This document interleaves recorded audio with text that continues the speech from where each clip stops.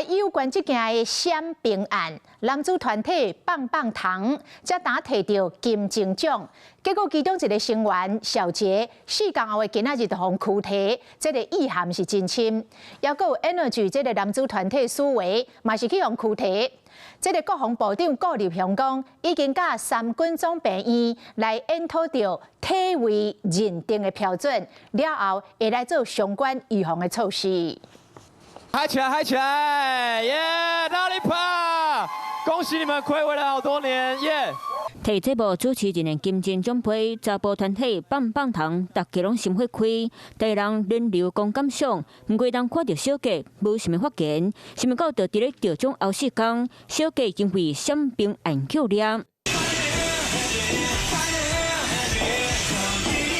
小杰进前对外讲，本身有家族性的非团片，才无做兵，冇去病院检查有医生的证明。如今正做检警闪兵案的名单，经纪公司也未回应，安那这一片扣掠，阁有这个团体。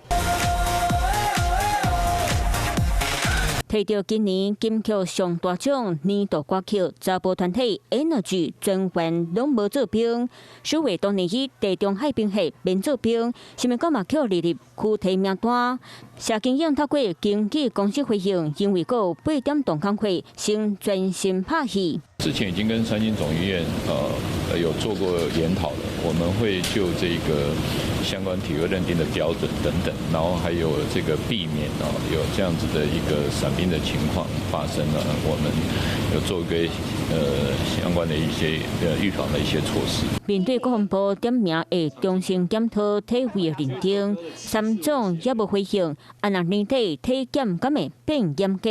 顾立雄讲会赶紧和军医局参详讨论。Hello， 我是林仙怡，想要抢先掌握最及时的新闻资讯吗？赶快订阅、按赞、开启小铃铛，锁定华视新闻 YouTube 频道。